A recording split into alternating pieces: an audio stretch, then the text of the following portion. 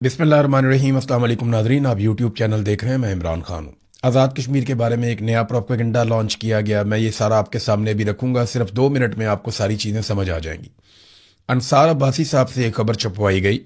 Normally आजकल military establishment के हवाले से जो प्रोपेगेंडा न्यूज़ है उसको अखबारात के अंदर ज़्यादातर अंसार अब्बासी साहब रिपोर्ट कर रहे हैं। अंसार अब्बासी साहब इनकलाबी हुआ करते थे या एंटी एस्टेब्लिशमेंट उस वक्त जब नवाज शरीफ साहब मुश्किल में आते हैं। जैसे ही नवाज शरीफ साहब की हुकूमत आती है तो इन्हें सब कुछ अच्छा लगने लगता है। बहरहाल अंसार अब्बासी साहब खबर ये देते हैं कि आज़ाद कश्मीर इंटेलिजेंस एजेंसियों को एक्शन कमेटी के गैर मुल्की रवाबित के शवाहिद मिल गए। खबर पे आपने गौर करना है। आज़ाद कश्मीर इंटेलिजेंस एजेंसियों को एक्शन कमेटी के गैर मुल्की रवाबित के शवाहिद मिल गए।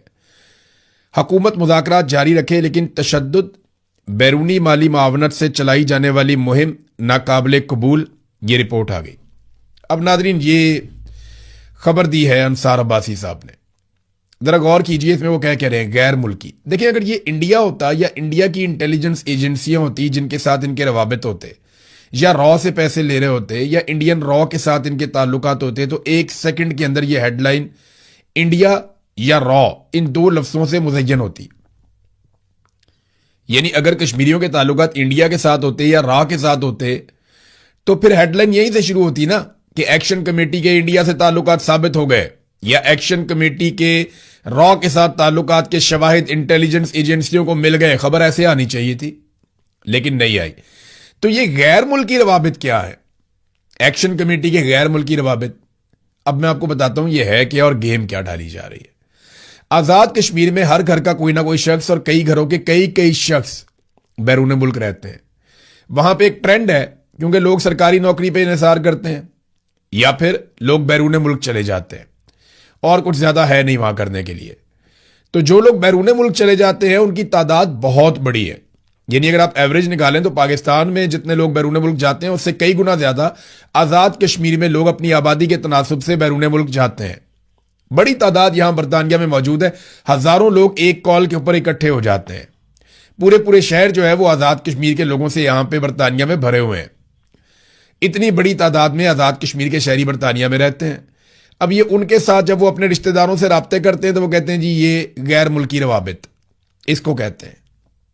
ये ऐसा नहीं है कि कोई इंडियन रॉ के साथ या इसराइल की मोसाद के साथ या अमेरिका की CIA के साथ, ये कोई या बरतानिया की MI6 के साथ इनके कोई रवाबित है, ऐसा नहीं है। ये अपने रिश्तेदारों के साथ राब्ते हैं। अब वो बैरून मुल्क रहते हैं तो राब्ते तो बैरून मुल्क ही होंगे ना। जो यहां रहते हैं, मिसाल के तौर पे मैं पाकिस्तान में किसी शख्स से राब्ता करूं तो वो कहें जी इसके गैर मुल्की राब्ते हैं पाकिस्तानी शख्स को, तो झूठ तो नहीं कहा, क्योंकि मैं तो बैरून मुल्क बैठा हुआ हूं। तो मैं जो राब्ता करूंगा बरतानिया के नंबर से करूंगा, तो वो जो नंबर देखेंगे जी गैर मुल्की राब्ते हैं जी इनके, ये सबूत आ गए जी हमारे पास। अच्छा, दूसरा ये कहते हैं इनको बाहर से फंडिंग आती है। तो फंडिंग कैसे आती है मैं आपको बताता हूं कि आजाद कश्मीर का टोटल इन्हिसार इस बात पे है कि ओवरसीज आजाद कश्मीर के शहरी, यानी बहुत बड़े पैमाने पे इन्हिसार इस बात पे है कि ओवरसीज जो आजाद कश्मीर के शहरी हैं वो कितना पैसा पाकिस्तान में भिजवाते हैं और अपने रिश्तेदारों को, अपने खानदान वालों को भेजते हैं। अब उसी पैसे से वो कारोबार करते हैं, उसी पैसे से वो तालीम हासिल करते हैं, उसी पैसे से वो अपनी जिंदगी गुजारते हैं, उसी पैसे से वो अपने मामलाते जिंदगी चलाते हैं। हत्ता कि उन्होंने एहतजाज भी करना हो तो उसी पैसे के जरिए से करते हैं। तो इन्होंने यहां पे एक रिपोर्ट बनाकर दे दी और इस तरह साबित करने की कोशिश की जैसे दुश्मन ममालिक के एजेंडे के ऊपर ये लोग चल रहे हैं। हालांकि ये मुहिब्बे वतन लोग हैं। शौकत नवाज कश्मीरी को जिन लोगों ने गिरफ्तार किया, शौकत नवाज मीर को, वो क्या समझते हैं कि उन्होंने कोई बहुत बड़े दुश्मन को गिरफ्तार किया, कुलभूषण यादव पकड़ लिया उन्होंने या अभिनंदन पकड़ लिया उन्होंने? ऐसा तो बिल्कुल नहीं है। कोई सरबजीत सिंह तो नहीं पकड़ा गया। वो शौकत नवाज मीर है। जब इंडिया और पाकिस्तान की लड़ाई हो रही थी तो वो बॉर्डर पे फौजियों के साथ जाकर खड़ा हुआ था और उन्हें पूरी यकीन दहानी करवाई थी कि हमसे जितनी मदद, जिस लेवल की मदद चाहिए होगी, हम वो मदद करने के लिए बार बार आएंगे। ये वो शौकत नवाज मीर है, मुहिब्बे वतन आदमी है, पाकिस्तान का और कश्मीर का परचम उठाता है। अब इस आदमी को गिरफ्तार कर लिया गया। वजह सिर्फ यह है कि पाकिस्तान की जो फौजी जर्नैल हैं या मिलिट्री एस्टेब्लिशमेंट है, उनकी ख्वाहिश है कि कश्मीर और गिलगित बल्तिस्तान में, और उनकी जरूरत भी है कि कभी भी कोई सिविलियन हुकूमत ना आए, कोई ऐसी हुकूमत ना आए जो हुकूमत फैसले करते वक्त हमसे इजाजत ना ले। तो क्योंकि ये हसास इलाके हैं तो वहां पे मिलिट्री एस्टेब्लिशमेंट अपनी मर्जी की हुकूमत मुसल्लत करना चाहती है, लेकिन दौर बहुत आगे चला गया ना। अब तो सोशल मीडिया का दौर है, लोगों में काफी शऊर आ गया, तो ज्यादा देर तक आप कंट्रोल कर नहीं पाते। तो तरीकाकार ये होता है कि फिर आप लोगों को मार्जिन देते हैं, लेकिन पाकिस्तान में इंटेलिजेंस एजेंसीज ये मार्जिन देने पर तैयार नहीं है। नाज़रीन, एक बड़ी अफसोसनाक खबर है और बड़ा एक मुआशरती अलमिया भी है। ये एक नौजवान है, इसका नाम है ज़ीशान, और इसने अपने आप को आग लगा ली थी आज से कुछ अरसा पहले। ये ज़ीशान अरशद है, ये सुथरा पंजाब के अंदर नौकरी करता था। एक दिन ये आया और इसने आकर शिकायत लगाई, और जो इसने शिकायत लगाई वो सलमा भट्ट की मौजूदगी में लगाई, यानी हुकूमत की मौजूदगी में। हुकूमत वहां पे मौजूद थी, हुक्मरान वहां पे मौजूद थे, पंजाब हुकूमत का सुथरा पंजाब का मंसूबा है। वहां पे आकर इस शख्स ने एक शिकायत लगाई। ये शिकायत इसने कैसे लगाई, आवाज थोड़ी सी हल्की आ रही है, लेकिन आप ये सुने जरूर, आपको आइडिया हो जाएगा ये क्या क्या रहा था उस दिन। मेरे 2 बच्चे हैं, मैं बड़ा तंग हूँ। 20,000 इन्होंने कहा कि 19,000 दे रहे हैं, और मेहरबानी करें, मेरे पास और कोई रास्ता नहीं। मेरे 40 के ऑर्डर है,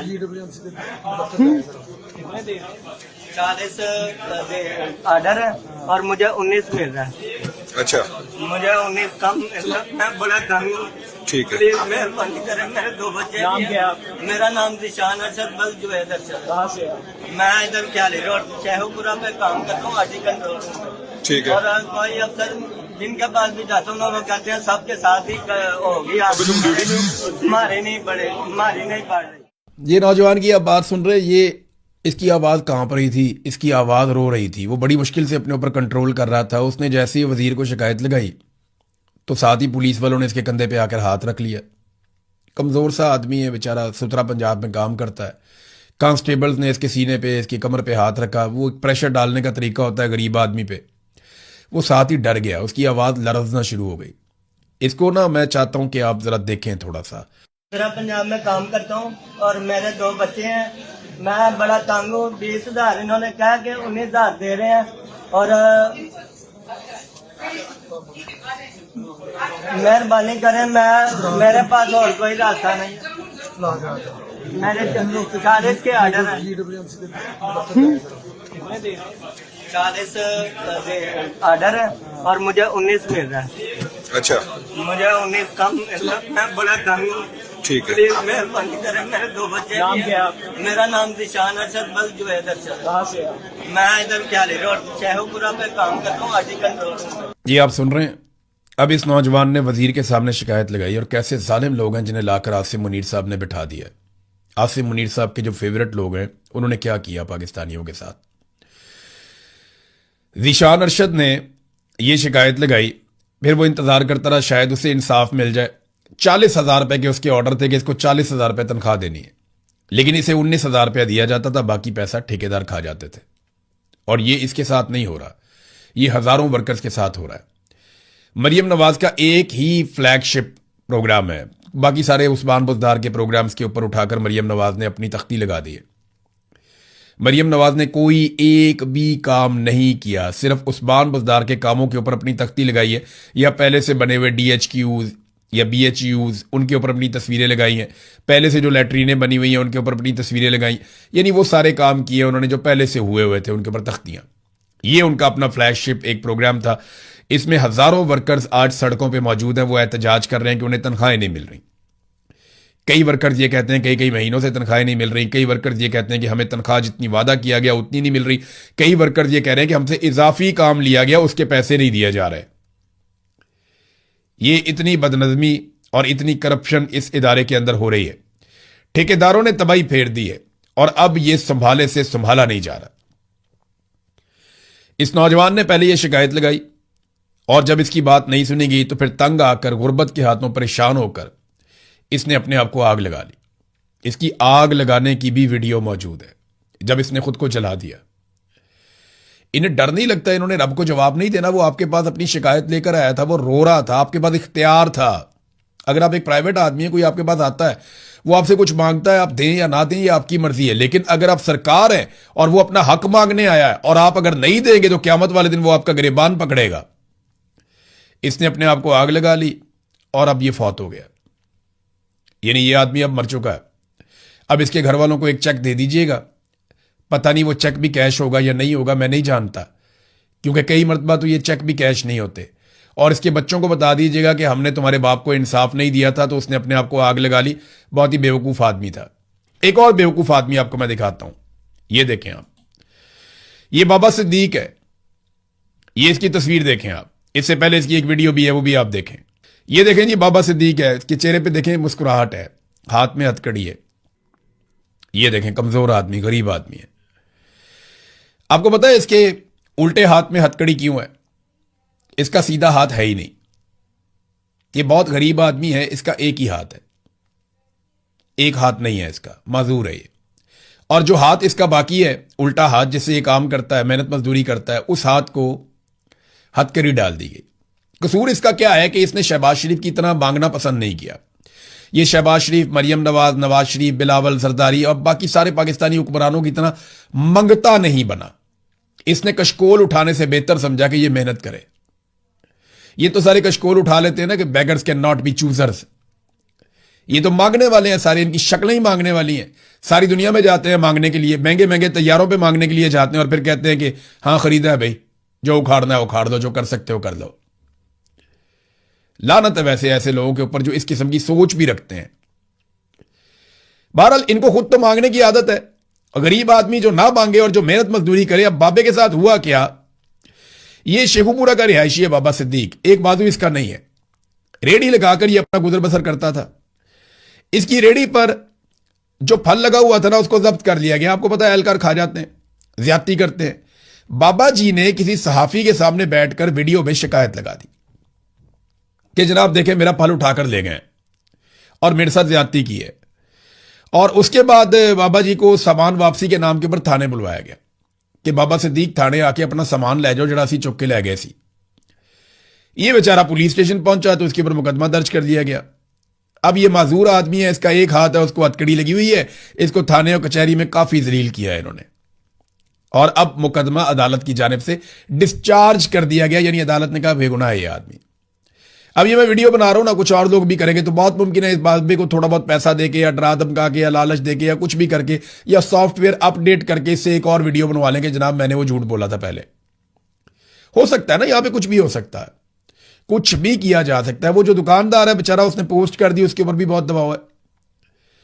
मरियम नवाज हर चौथे दिन किसी ना किसी बाजार, किसी ना किसी चौक की वीडियो लगा देती है कि जनाब पंजाब को हम ऐसा बना रहे हैं। तो ये सारे काम उन्होंने कुछ सरकारी पैसे से नहीं किए। कभी दुकानदारों से पैसे ले लेते हैं, फंड ले लेते हैं जबरदस्ती का। कभी जनाब किसी रेजिडेंशियल सोसाइटी वाले को कहते हैं कि भाई तुम्हारा ये वाला काम कर देंगे, तुम ये वाला चौक जरा इसकी ब्यूटिफिकेशन कर दो।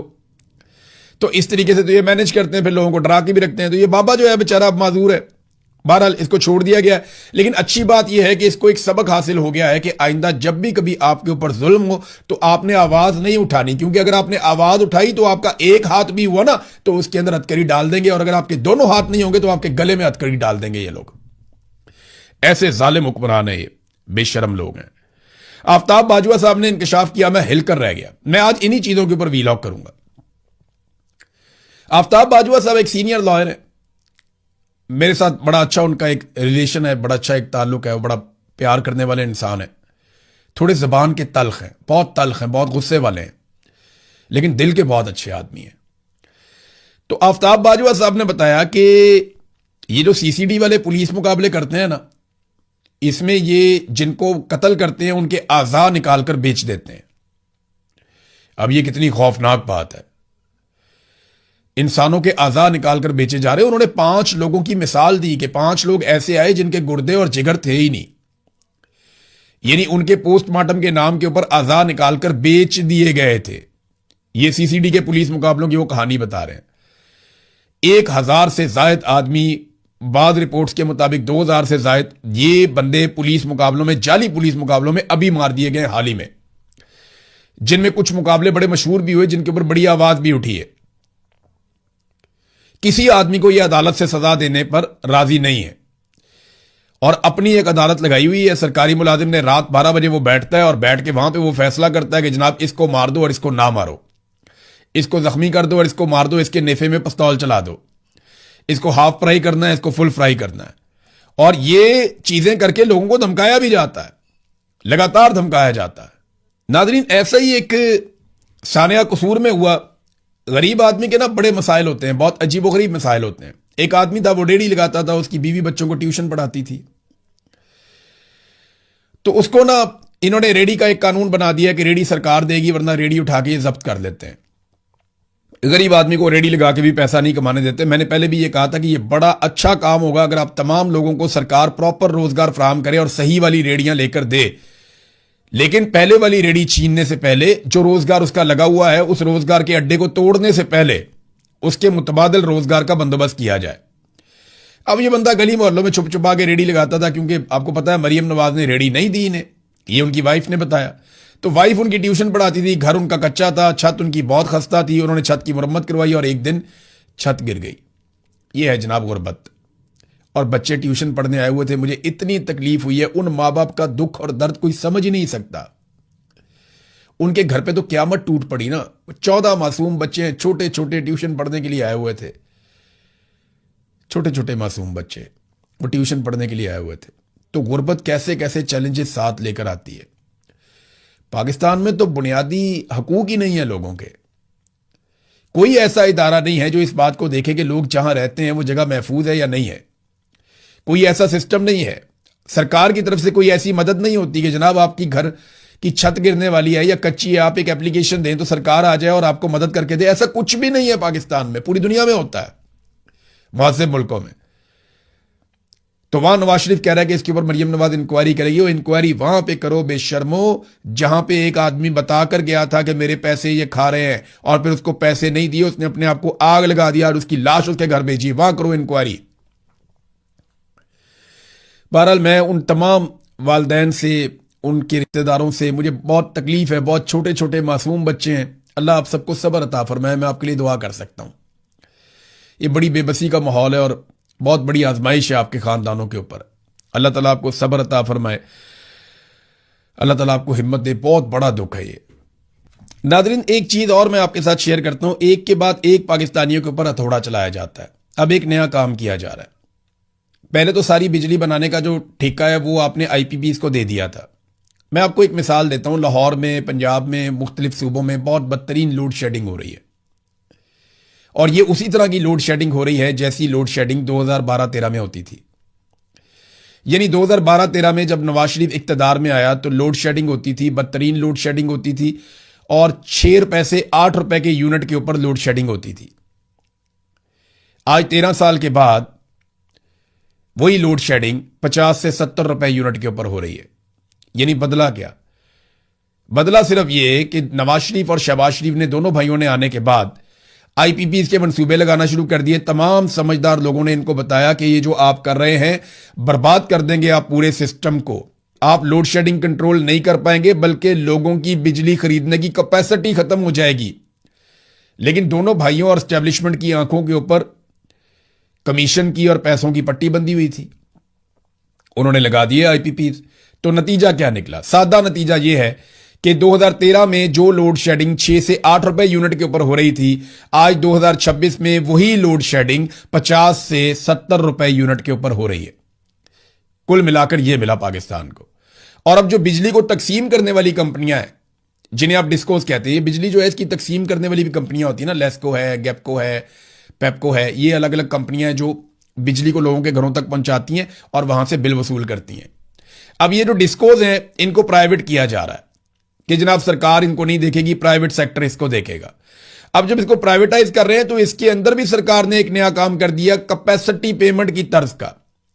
यानी सरकार उन्हें गारंटी दे रही है 18% रेट ऑफ रिटर्न की।